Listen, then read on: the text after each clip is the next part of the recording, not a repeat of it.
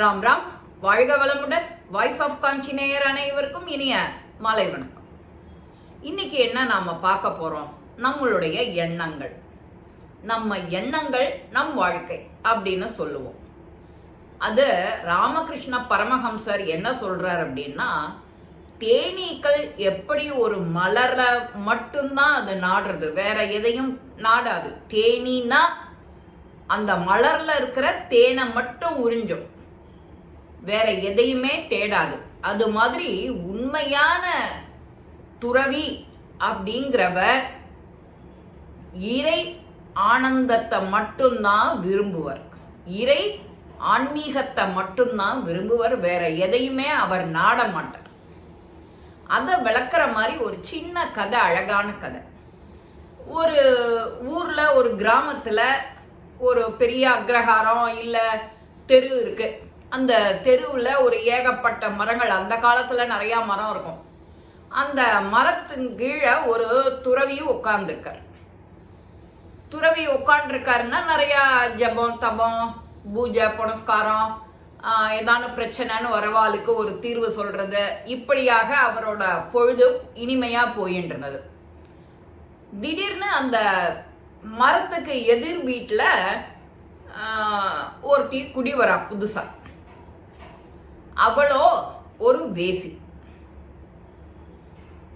இப்படி நம்ம உட்கார்ந்து இருக்கிற மர நிழல், நாம விசிராந்தியா இருக்கோம், ஜபம் தபம் பண்றோம், அங்க போய் ஒரு எதிர் வீட்டுல ஒரு வேசி வந்துட்டாளேன்னு இவருக்கு ஒரு கவலை.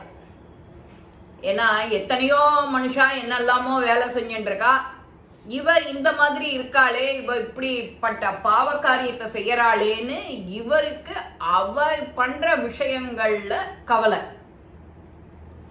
அதனால யார் யார் தினம் வீட்டுக்கு வந்தாலும் ஒரு ஒரு கல்லை எடுத்து தூக்கி போடுறது. இவர் மர நிழல்ல இருக்காருன்னா அப்படி தூக்கி தூக்கி போடுறது. தினம் ஒருத்தர் வரா, எத்தனை பேர் வராலோ அத்தனை பேருக்கு ஒரு ஒரு கல்லு. ஒரு நாளைக்கு பார்த்தா அந்த கல்லு பெரிய குவியலா போயிடுறது. இந்த குவியல் அத்தனையும் இவளுக்கு பாவமாச்சே, இவ நற்கதி அடையணுமே அப்படின்றது தான் இவளோட எண்ணமா இருக்கு. இந்த துறவியோட எண்ணம். துறவிக்கு எப்படி இருக்கணும் எண்ணம்? வெறும் ஆன்மீக இறை சிந்தனை மட்டும்தான் இருக்கணும், தேனீக்கள் இருக்கிற மாதிரி. ஆனா இவருக்கோ அவ வீட்டுல நடக்கிற கதைய பத்தி சதா சர்வகாலமும் எண்ணம். ஒரு நாளைக்கு அந்த வேசிக்கு வயசாயிடுறது, அவளும் மேலோகம் போறதுக்கு ஆயத்தமாறா. ஆயத்தமானா கிளம்பிட்டா. மேலேருந்து ஒரு புஷ்பக விமானம் வருது, அழகா அவளை ஏத்திண்டு போறா. இந்த துறவிக்கு ஆச்சரியம், என்னடா அது, அவ பண்ணின காரியமெல்லாம் அவ்வளவு மகா பாவ செயல், அவளுக்கு சொர்க்கத்துல இருந்து விமானம் சொர்க்க பதவியா அப்படின்னு இவருக்கு ஒரே ஆச்சரியம். ஒரு நாளைக்கு துறவிக்கும் முடிவு வரும், எல்லாருக்கும் முடிவு வரும் இல்லையா? எல்லாரும் அந்த வயசுக்குள்ளதானே எல்லாம் ஒரு ஒரு ஆட்டமா ஆடுறா வாழ்க்கையில.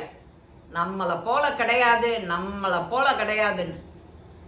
அந்த துறவிக்கும் வயசாயிடுறது, அவரும் இதுக்கு போறார், சொர்க்கத்துக்கு போறாருன்னு பார்த்தா யம கிங்கரர்கள் வரா, இவரை தர தர தரன்னு இழுத்துட்டு போறா, யமலோகம் போறோம். இவர் போகும்போது கேட்கிறார், நான் இறை சிந்தனையோட இறை அன்போட இறைவனுக்கு பூஜை பண்ணிட்டே இருந்தேன், சதா சர்வகாலமும் நல்ல விஷயங்களையே எல்லாருக்கும் சொல்லி கொடுத்துட்டு இருந்தேன். எதிர்த்த வீட்டுக்காரி வேற என்னெல்லாமோ பாவச்செயல் பண்ணிட்டு இருந்தா, அவளுக்கு புஷ்பக விமானம் நல்ல கதி கிடைக்கிறது, எனக்கு கிடைக்கலையே அப்படின்னு அவர் விடாத கேட்கிறார் யம கிங்கரர்கள் கிட்ட. அவ சொல்றா அதுக்கு பதில், இது உங்களுக்கே தெரியும், நீங்க என்ன பண்ணல, மரத்துங்கீழே உட்காந்து அவ வீட்டுக்கு எத்தனை பேர் வரான்னு நினைச்சுட்டே இருந்தேன், அவளைதான் நினைச்சுட்டு இருந்தேன், இறைவனை எங்க நினைச்சே? அது அந்த கல் குவியல் பாவம் அத்தனையும் உங்க கணக்குக்கு வந்துடுத்தோம்.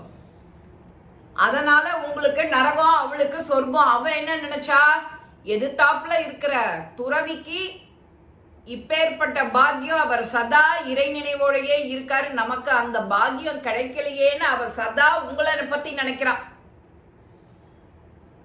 அதனால அவளுக்கு சொர்க்கம், உனக்கு நரகம். உன்னோட எண்ணங்கள் தான் தூய்மையா இருக்கணும். யார் என்ன காரியம் செய்யறா நீ திருத்தணும். நீ முதல்ல திருந்துறியான்னு பாரு.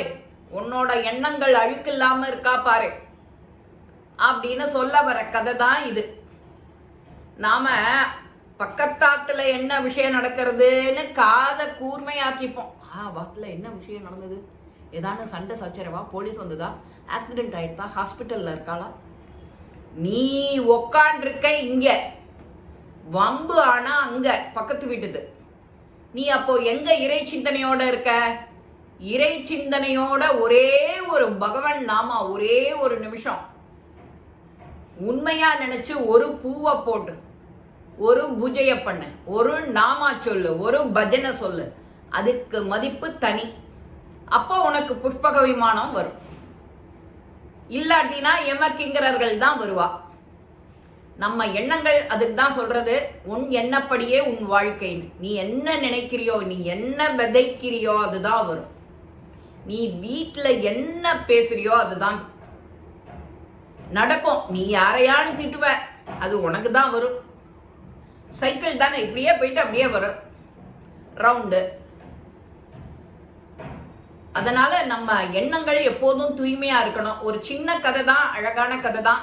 யாரையானு பத்தி அவ என்ன பண்றா, இவ என்ன பண்றா, இவ கோவிலுக்கு போறாளே நாம கோவிலுக்கு போகலையே, நீ அந்த டைம் என்ன பண்ற வீட்டுல, கேள்வி வருமா வராதா? அவளுக்கு பாவம் போறது, உனக்கு புண்ணியம் போறது. இத ஜட்ஜ் பண்றதுக்கு நீ யாரு? இது சிம்பிள், உனக்கே தெரியும். அதனாலதான் நல்லதை செய். அதை இப்பவே செய், நினைச்ச மாத்திரத்துல செஞ்சிடும். இந்த பதிவு உங்க எல்லாருக்குமே பிடிச்சிருக்கும். லைக் பண்ணுங்க, ஷேர் பண்ணுங்க, பெல் பட்டனை கிளிக் பண்ணுங்க, சப்ஸ்கிரைப் பண்ணுங்க, கமெண்ட்ஸ் பாக்ஸ்ல கமெண்ட்ஸ் போடுங்க. ஸ்ரீ மகாபெரிவா திருவடிகளே நல்லதே நடக்கும். ஆனந்தமா இருப்போம் நண்பர்களே. வாழ்க வளமுடன்.